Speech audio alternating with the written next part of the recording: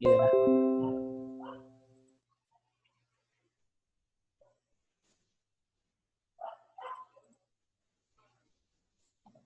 Okay. Wait lang guys ha.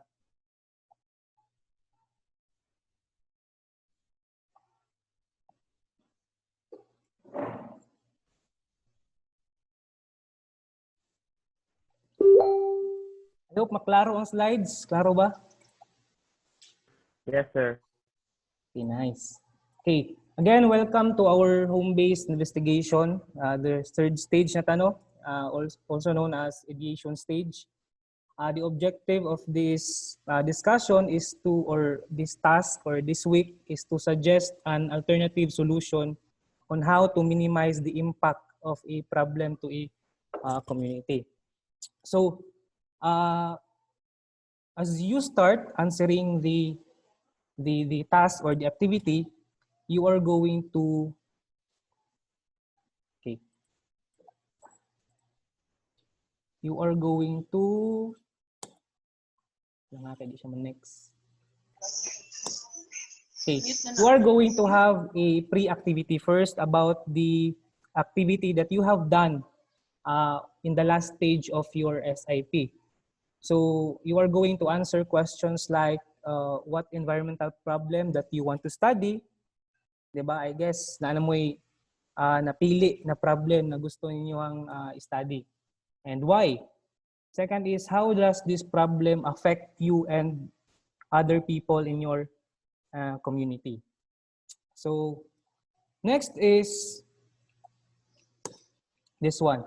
A quick review or a quick look about the stages of home-based research science investigation. Okay, in the first stage of your home-based science investigation, you had the empathize stage. In the first quarter, you were able to read, scan, or we introduce you about the various environmental problems that are existing in our community. For example, pollution, littering, undrinkable water, or inappropriate behavior of people that would worsen the environmental problem. And of course, we have the defined stage, katong bag-o lang na human sa second quarter. Was the stage where you have articulated the problem clearly that you have read from the first week and you might have observed in your community. So sa definition pa lang, you were able to define the problem. Kung sa yung origin, ang things that can worsen the problem that you have chosen, okay? And how can it be stopped? So of course, it must have been based from research. Dili lang kay opinionated siya, dili lang kay nagkuha mo mga information out of nowhere. Dapat research-based siya. So today or this week, we will be having the ideate stage. Kanang prototype, we will have that on the fourth quarter na. Okay. So ideate stage, this week you are going to generate a creative solution and make an educated statement on how the problem will be solved. So when we say educated statement, we are referring here the scientific method, okay? The heart of science. So let's have scientific method. So scientific method, by its definition, it involves observing and asking questions, making inferences, and forming hypotheses, conducting controlled experiments, collecting and analyzing data, and drawing conclusions. This is what we are going to follow as we go on with our home-based investigation. So let's have this one. The basic parts of a particular scientific method. First, we have observation. For example, observation mo like, why dogs turn around before lying down? Diba? Magtuyok man na sila before sila muhigda or mulingkod. Ana. So, muna yung observation. Okay? From that observation, you are going to create question. So, ngano kahang magtuyok sila before sila maghigda or mag-lie down or maglingkod? Ana. Then, after that question, you are going to create or make a hypothesis. Then from the hypothesis, you are going to make predictions. Then you are going to test the predictions through experimentation. So, result of that experimentation, you are going to draw a conclusion. So, these are the basic parts sa atuang scientific method. But because our new setup, no, we have made some sort of modification para mag-suit siya sa atuang new setup or sa new normal. Okay? Kaya wala mo tayo output karon nga year, no? So first, nagyapon tayo kani. Who among you here, isa ba hilig kaning nay hobby, mag-collect og mga inani na mga species sa fish kaning beta? Na ba dire? Ako, sir. Daghan-daghan yung mga doy.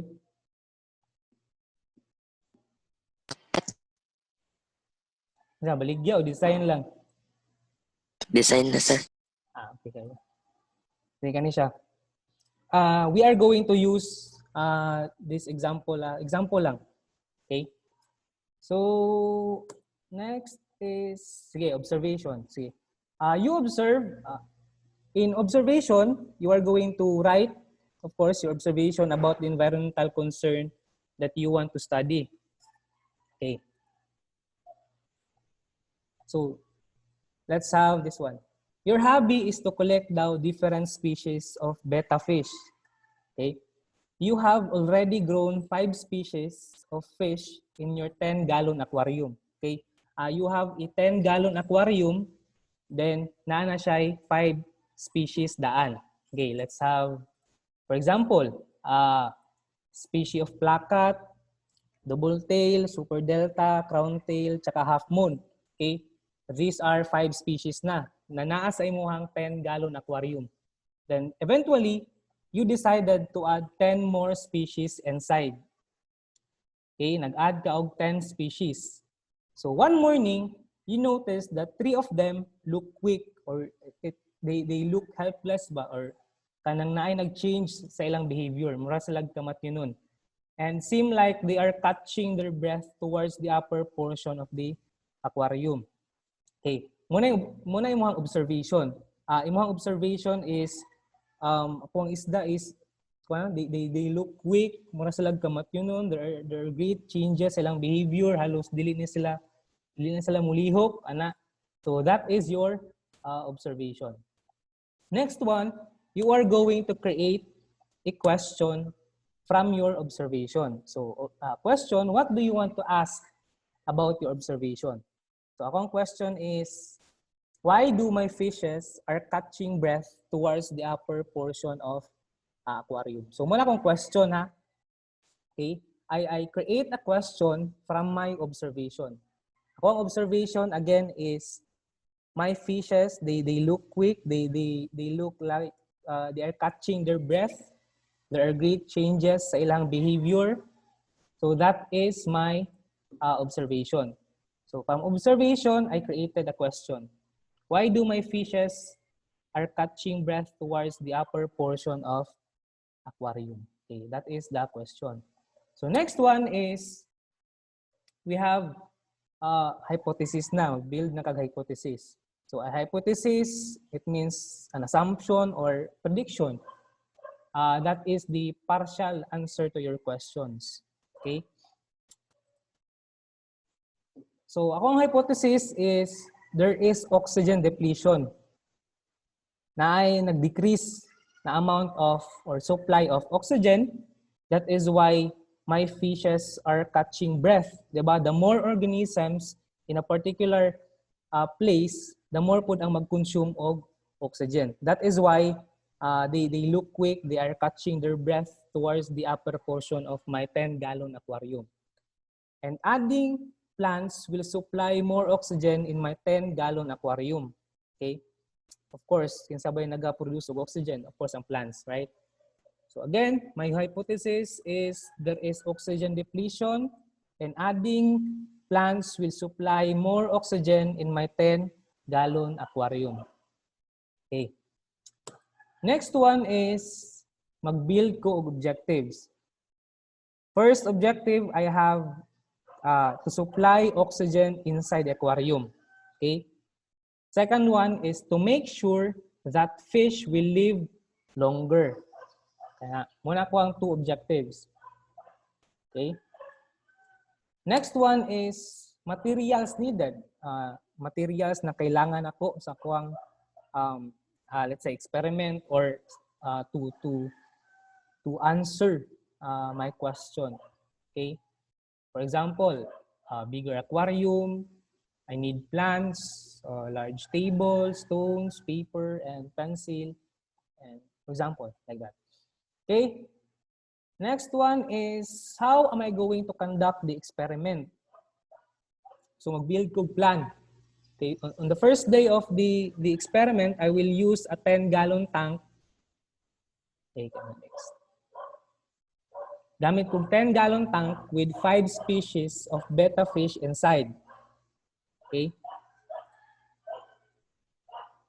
Then I am going to record the observation.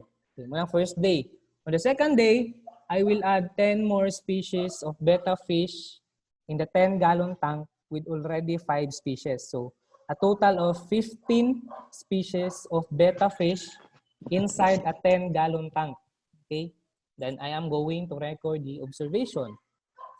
The third day, I will transfer the fishes into the 15-gallon tank. Okay, mas dako-dako ng tank.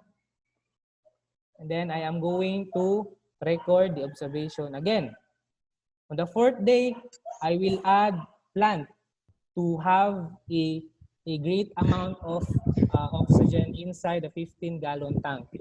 Then I am going to record the observation.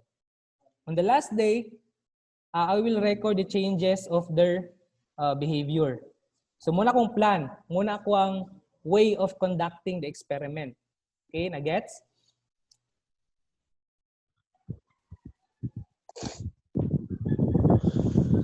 Question so far?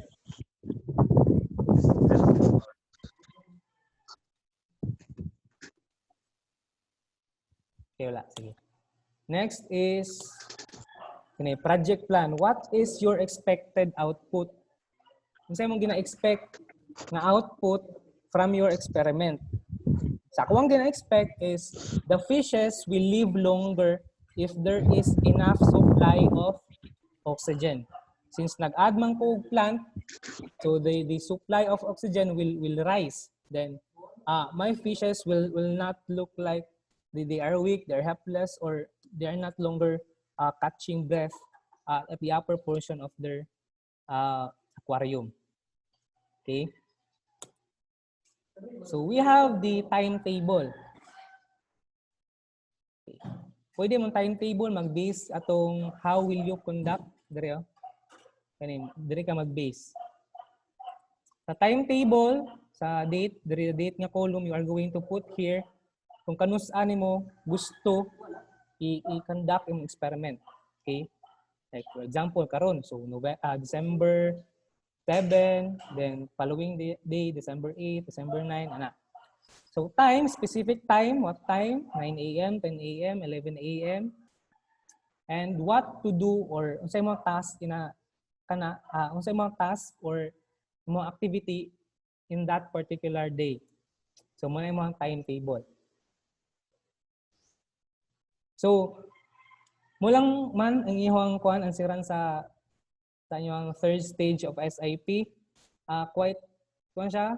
For me, naman ko yung mga some of you chose mga problem nga dagko kay ba like pollution like that. So how are you going to to conduct an experiment to test that particular problem. So it's up to you.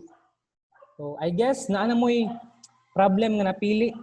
Some of those kay mga good siya nga problem, no, kaning unique and dili siya balik-balik. So I think nabay mo'y pangutana or wala? Wala, sir. Nothing, Sabtan? sir. Sabtan guys, kaya itong i-clarify. Okay, medyo murag tapas-pas ra ba? O sa ba?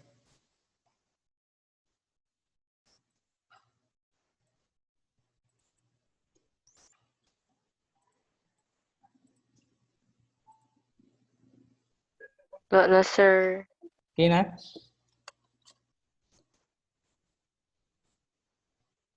Sige, kato lang. So, remind lang ko sa mga classmates ninyo nga akong gipang chat, no, na daghan kay kulang sa second quarter to comply na since karon nga week i-finalize na mo inyong grade.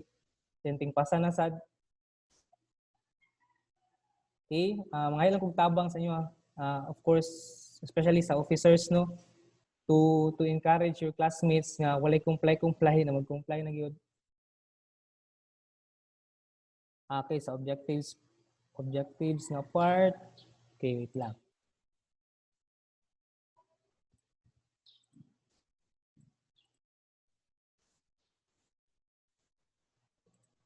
Okay, sa objectives. Sa objectives, mo nimong goal sa imong experiment. Okay? Mo nimong gusto i-reach ba? Akong gusto i-reach is to supply oxygen inside the aquarium. So, unsa una ko siya? I will add more plants so that there is a great supply of oxygen so that para ma-reach po na ko aning second objective nako, kaning to make sure that fish will live longer so that they will not look like they are weak or they are helpless ana. Okay.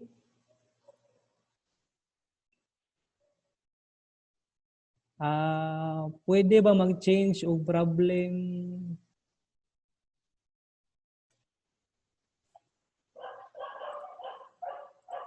Sir, pwede mag-change yung problem. Pwede sila mag-change og problem. Pwede sila mag-change og problem.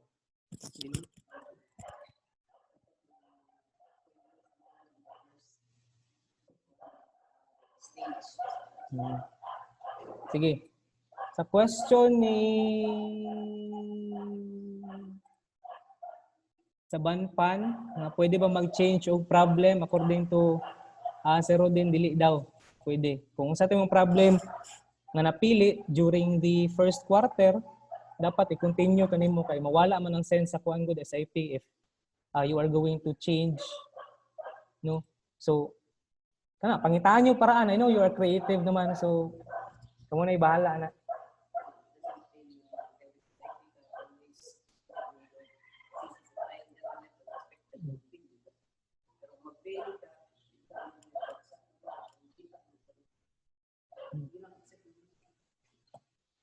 Sige lang kay don't be afraid of kaning feeling or lahi yung output, lahi ang result sa inyong kuan kay ang essence man gud sa SIP is it's paano siya ba kaning pwede like how do you call that one, kaning pwede appropriate ang result or dili siya magtugma sa imong kuan.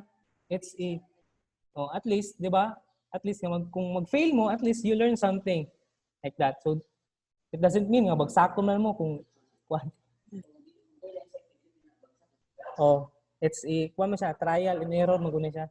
Muna essence sa SIP. So kung unsa inyo napili nga problem, mo lang ipadayon lang na ninyo. Then kamo na mangita og way on how to insert that problem in this week's activity. Kaya na ninyo. Then if na mo questions, you can ask me, of course, Messenger, Schoology, sa mamang medium para ma-connect or para ma-chat ko ninyo. So, napa mo yung pangutana or wala? Gusto i-clarify?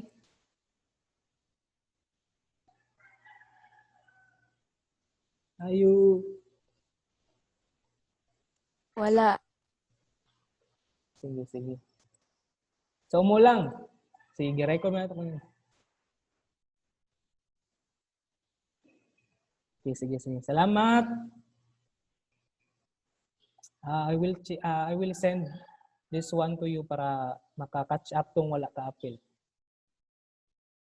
Okay, sir. Thank you, thank Okay, you. sir. Thank you. Thank you. Bye. Thank you, sir. See you, Thank bye. you, sir. Thank you, sir. Amping, amping, amping always.